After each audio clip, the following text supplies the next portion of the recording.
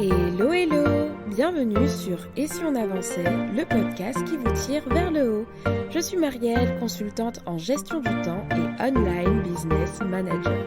Ma mission, aider les entrepreneurs débordés à retrouver clarté, efficacité et sérénité dans leur chaos. Dans ce podcast, vous retrouverez des conseils et des réflexions pour vous aider à reprendre le contrôle de votre temps, structurer votre business et atteindre vos objectifs les plus forts. Alors installez-vous bien et bonne écoute! Bienvenue dans ce nouvel épisode de podcast dans lequel je suis ravie de te retrouver comme à mon habitude. Aujourd'hui, nous allons voir ensemble un sujet qui va être très concret. Et c'est un sujet qui est selon moi indispensable dans notre génération actuelle, dans un monde hyper occupé. C'est qu'on va parler en fait de comment réaliser l'audit de son temps. Comment tu vas pouvoir auditer la gestion de ton temps. Si tu n'es pas familier ou familière à ce terme, donc le terme d'audit, sa définition est tout simplement celle-ci. C'est le fait d'évaluer des pratiques par rapport à un référentiel. Par exemple, dans les entreprises, quand on réalise un audit interne, on va s'appuyer sur des normes ou des procédures qui sont établies et ça veut dire qu'on va venir vérifier si, sur le terrain, ces procédures sont correctement appliquées. Et en règle générale, les audits vont donner lieu à un bilan qui conduira ensuite à la possibilité de définir des axes d'amélioration en fonction de ce qui a été défini. Alors, quand tu réalises un audit de ta gestion du temps, quand tu réalises un audit de ta façon d'utiliser ton temps, tu es donc sur une évaluation de pratiques qui te sont propres et donc c'est toi qui établis ton propre référentiel et ce référentiel sera tout simplement lié à tes objectifs de vie, quel style de vie tu souhaites mener, quels sont tes objectifs du moment, comment tu souhaites répartir et investir ton temps au mieux, etc. Le seul référentiel sera le tien parce que d'une personne à une autre, le résultat ne sera pas le même déjà parce qu'on n'utilise tous pas notre temps de la même façon. Et en plus, notre référentiel est différent parce que nous n'avons pas la même vision de la vie, pas le même style de vie, pas les mêmes ambitions, etc. etc. Mais tu sais, comme c'est très important pour moi ici de toujours t'accompagner à donner du sens en fait à tout ce que je t'invite à faire dans ce podcast et même partout en fait, il te faut donner du sens. Alors pourquoi je t'invite aujourd'hui à prendre le temps d'auditer ton temps? Déjà parce que premièrement le temps c'est une denrée précieuse. Le temps peut clairement s'assimiler à l'argent. Pourquoi? Parce que c'est du temps que tu peux investir, que tu peux gagner, comme tu peux gagner de l'argent. Tu peux en perdre aussi, comme tu peux perdre de l'argent. Et tous les jours, tu as un budget temps qui t'est alloué. Donc ce budget, il représente 24 heures. Et ces 24 heures sont données à exactement tout le monde. Et bizarrement, on n'en fait pas tous et toutes la même chose. Ce qui est complètement normal parce que comme je le disais tout à l'heure, nous n'avons pas les mêmes objectifs, nous n'avons pas les mêmes principes, nous n'avons pas les mêmes valeurs, pas les mêmes envies. Ce qui fait que avec le même budget temps, nous menons toutes des vies complètement différentes. Mais maintenant, la question que je te pose à l'écoute de cet épisode de podcast, c'est est-ce qu'aujourd'hui, ton budget temps, tu l'investis comme ce que tu aimerais vraiment? Et ça, peut-être que tu n'es pas capable d'apporter une réponse parce que tu ne sais pas où va ton temps. Alors, en réalisant un audit de ton temps, comme je vais te l'apprendre à travers cet épisode de podcast, en tout cas te donner les grandes étapes pour le réaliser, tu vas pouvoir savoir exactement comment tu investis dans ton temps. Dans quoi passent ces fameuses 24 heures qui te sont allouées chaque jour. J'entends souvent cette phrase « le temps passe vite » ou alors « je ne sais pas du tout où mon temps est passé ». Alors c'est l'occasion justement de savoir vraiment où il va concrètement ce temps. Et oui, le temps passe vite et il nous échappe parfois. Alors il est plus que pertinent aujourd'hui de savoir comment on l'utilise vraiment. Est-ce que tu es plutôt occupé ou vraiment efficace dans ton travail ou même personnellement? Est-ce que ton emploi du temps va refléter l'équilibre de vie que tu souhaites avoir, en tout cas à ce moment-là?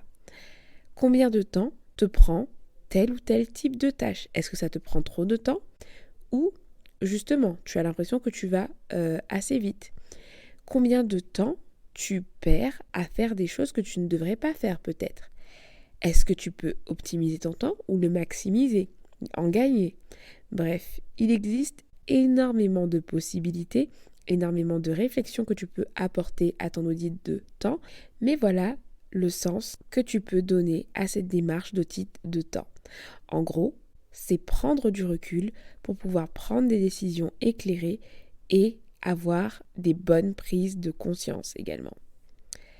Alors, nous allons voir ensemble les étapes qui vont te permettre de réaliser ton audit de temps. En tout, il y en a 6. Mais avant même que je commence à t'expliquer les étapes, sache qu'à la fin de cet épisode de podcast, j'ai une petite surprise pour toi, quelque chose qui t'aidera à aller très rapidement dans cet exercice, tu verras. La première étape, ça va être de choisir ta méthode d'audit. Il existe différents moyens, tu peux faire ton audit de gestion du temps de plusieurs façons.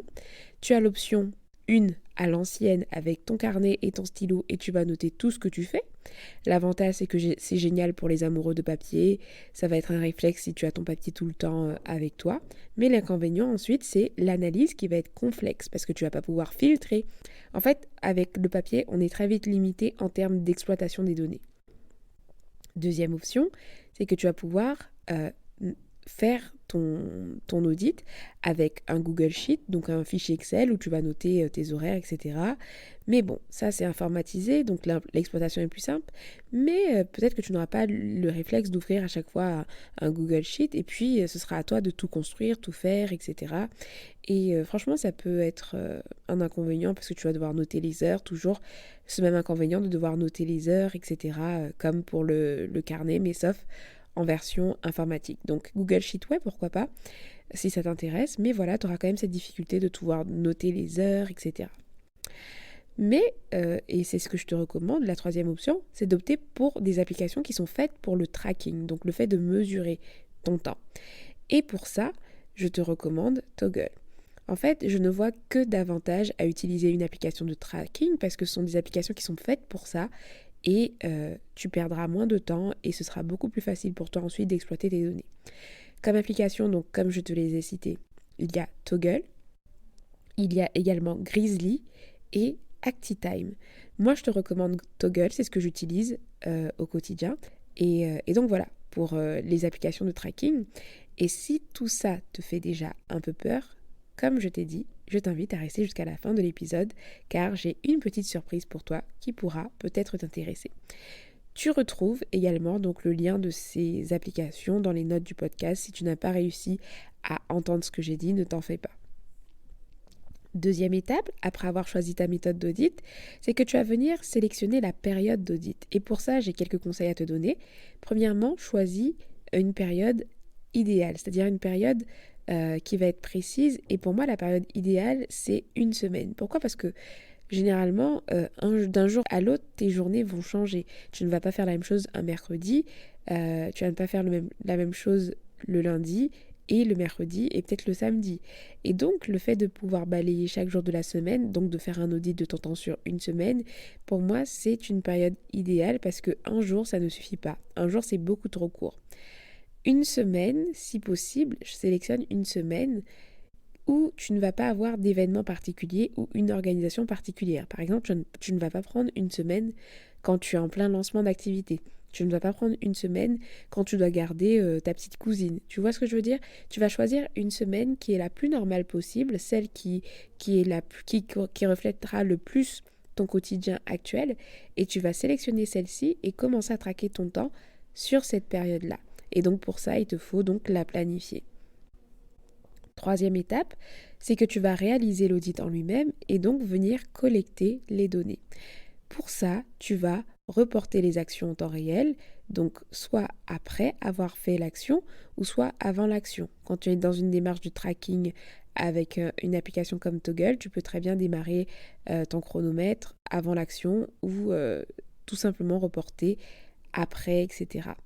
Ou alors, tu peux aussi, si jamais tu es sur une méthode manuelle ou sur un Google Sheet, te poser à certaines périodes de la journée, par exemple 3 fois par jour, et puis reporter ce que tu as fait, voilà, à midi, 16h ou 21h, voilà, ces 3 horaires que je te donne à titre d'exemple, et puis tu vas reporter tout ce que tu as fait.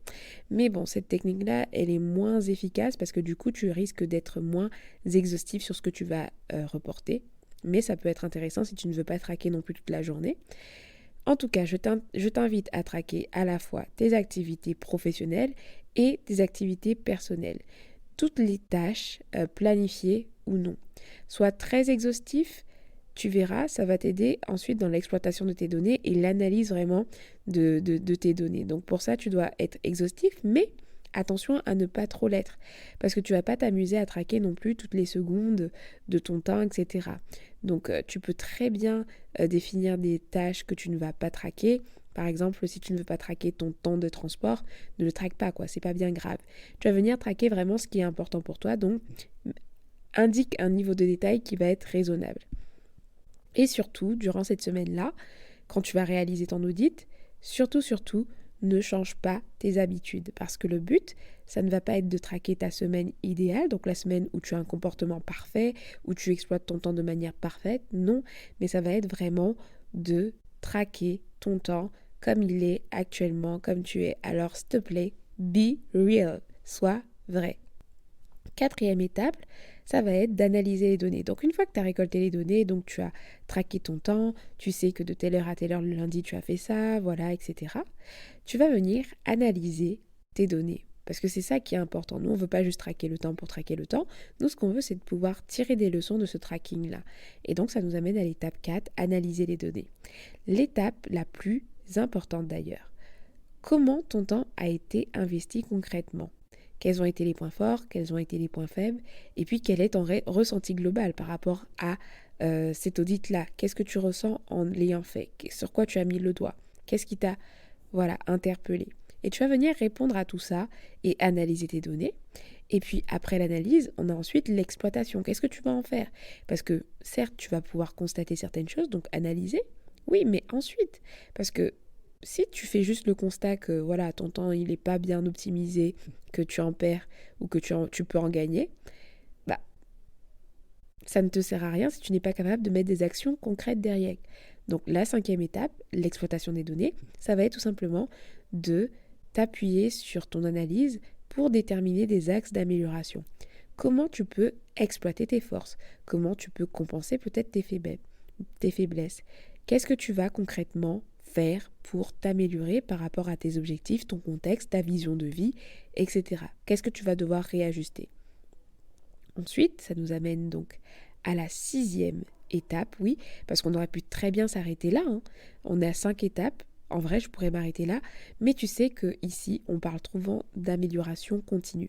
Et pour être dans une démarche d'amélioration continue, je t'encourage, après avoir mis en place ton plan d'action et mis en place les actions concrètes, de pouvoir refaire un audit un peu plus tard pour mesurer encore ton temps et voir en fait si aujourd'hui, donc après avoir fait ton audit et après avoir évalué ton temps à un instant T, tu vas tout simplement essayer de constater et voir est-ce que aujourd'hui l'utilisation que j'ai de mon temps est plus responsable, correspond plus à mes objectifs. Est-ce que je me suis améliorée sur les points que j'ai identifiés? Bref, tu vas venir faire un autre audit pour être dans une démarche d'amélioration continue et ainsi de suite. Donc voici les 6 étapes que je voulais te présenter. Je vais juste les reprendre pour que tu puisses les avoir en tête à la fin de cet épisode. Première étape, choisir ta méthode d'audit. Deuxième étape, ça va être de sélectionner la période de ton audit. Troisième étape, réaliser l'audit en lui-même en collectant tes données. Quatrième étape, analyser les données. 5e étape, exploiter les données. 6e étape, qui est l'étape bonus, amélioration continue en refaisant un peu la boucle. En fait, tu redémarres à l'étape 1 pour être dans une dynamique constante. Alors bien sûr, tu ne vas pas passer ta vie à faire des audits, mais tu vois ce que je veux t'encourager à faire. Donc voilà, tu peux tout simplement en 5 étapes, plus une bonus, réaliser et exploiter l'audit de ton temps. Alors tu peux très bien réaliser tout ça tout seul en respectant les étapes que je t'ai données, mais en réalisant cet épisode, je me suis dit que vraiment j'avais envie d'aider les personnes qui voulaient réaliser cet exercice qui pourrait être extrêmement bénéfique, apporter tellement de déclics et une vraie prise de conscience que j'ai décidé en fait de créer un petit produit qui accompagne ce podcast et dont je ne vais pas forcément faire la promotion, en tout cas pas pour maintenant, parce que c'est vraiment un produit que j'ai créé pour cet épisode de podcast parce que j'en ai ressenti l'envie et le besoin et la pertinence aussi pour certaines personnes. Et donc ce produit cette mini formation s'appelle Time Detective. Time Detective est une mini-formation qui va t'aider tout simplement à réaliser cet audit grâce à l'outil Toggle. Tu vas y retrouver un tutoriel complet pour réaliser ton audit avec Toggl, un fichier où tu vas pouvoir analyser et faire ton plan d'action. Et puis, tu vas avoir aussi un ensemble de conseils détaillés que je vais te prodiguer pour que tu puisses exploiter au mieux ton audit et en tirer les meilleures leçons pour que tu puisses avancer et améliorer ton quotidien concrètement. Donc, si tu souhaites gagner du temps et avoir un petit accompagnement grâce à cette mini-formation, je t'invite à te rendre dans les notes du podcast. Donc aujourd'hui, à l'heure de la sortie de ce podcast, tu peux retrouver cette mini-formation, entre guillemets, ce petit guide d'audit à 27 €, au prix de 27 € lors de sa sortie. Donc, je ne sais pas si l'audit restera à ce tarif-là, mais à l'heure actuelle, il est accessible au prix de 27 € et je serais ravie que tu te le procures si tu sens que tu aurais besoin d'aide et d'accompagnement là-dessus tout simplement. Voilà, merci d'avoir écouté l'épisode jusqu'ici, j'espère qu'il t'a plu. Comme d'habitude, s'il t'a plu, n'hésite pas à le partager ou à tout simplement laisser une note sur la plateforme sur laquelle tu l'écoutes, ça me fait plaisir et puis ça permet au podcast d'être mieux référencé. Et puis, si tu as décidé à la fin de cet épisode de podcast de réaliser un audit, que ce soit avec Time Detective, donc la solution que je te propose, ou sans Time Detective, je te souhaite un bel audit et je te souhaite pas mal de prise de conscience afin que tu puisses reprendre le contrôle de ton temps et être beaucoup plus intentionnel. Je te souhaite une belle continuation et je te donne rendez-vous au prochain épisode. Ciao ciao!